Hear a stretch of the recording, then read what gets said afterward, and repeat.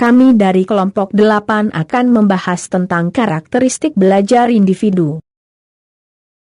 Pengertian gaya belajar menurut para ahli. 1. Menurut Gunawan, gaya belajar, learning style, adalah suatu teknik yang lebih kita senangi dalam melakukan aktivitas berpikir, memproses serta mengerti memahami suatu informasi. 2. Menurut Nasution dalam bukunya Berbagai Pendidikan dalam Proses Belajar Mengajar, gaya belajar didefinisikan sebagai cara yang konsisten yang dilakukan oleh seorang anak didik dalam merespons stimulus informasi, teknik mengingat, berpikir maupun dalam memecahkan soal.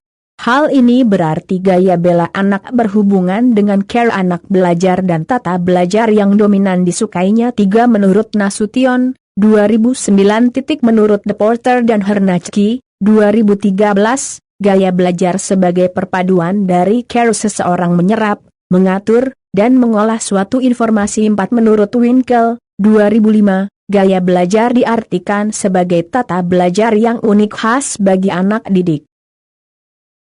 Berdasarkan beberapa pengertian di atas, dapat disimpulkan bahwa gaya belajar dapat didefinisikan sebagai cara seseorang dalam merespons suatu informasi pelajaran, menata, dan mengolah informasi tersebut untuk solusi masalah dan mengaplikasikannya dalam kehidupannya. Gaya belajar adalah teknik cara yang dimiliki seseorang untuk mengeksplor kemampuannya. Karakteristik gaya belajar individu. 1. Gaya belajar visual. Gaya belajar visual, visual learner, menitik beratkan ketajaman mata penglihatan.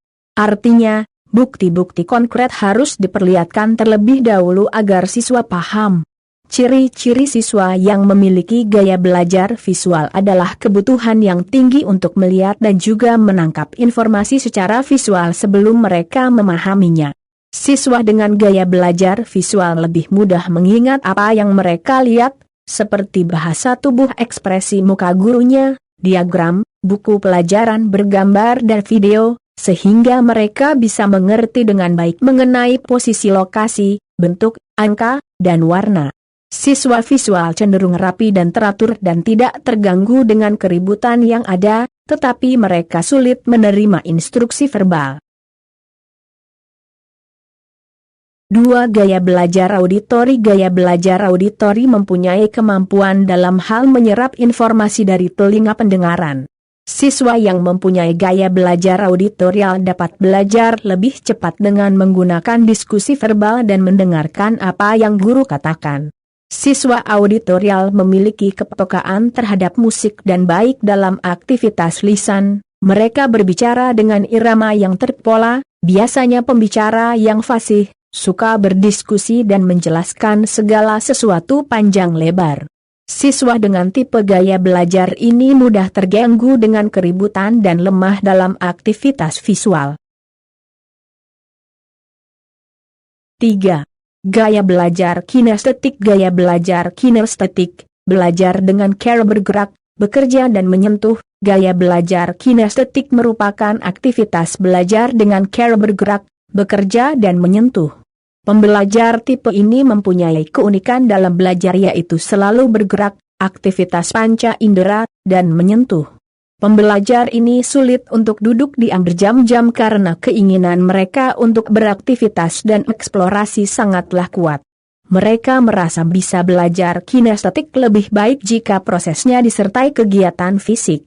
Siswa dengan tipe ini suka coba-coba dan umumnya kurang rapi serta lemah dalam aktivitas verbal.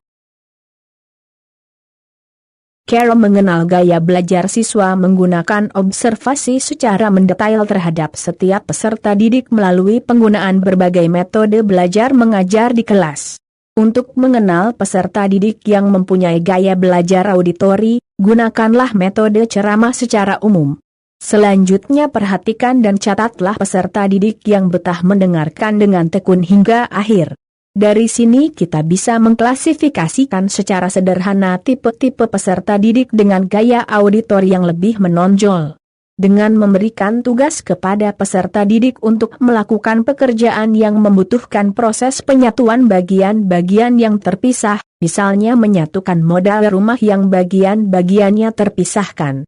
Ada 3 pilihan cara yang bisa dilakukan dalam menyatukan model rumah ini. 1. Adalah melakukan praktek langsung dengan mencoba menyatukan bagian-bagian rumah ini setelah melihat potongan-potongan yang ada. 2. Adalah dengan melihat gambar desain rumah secara keseluruhan, baru mulai menyatukan. Dan 3. Adalah membaca petunjuk tertulis langkah-langkah yang diperlukan untuk membangun rumah tersebut dari awal hingga akhir. Melakukan survei atau tes gaya belajar. Tes gaya belajar ini biasanya menggunakan jasa konsultan atau psikolog tertentu.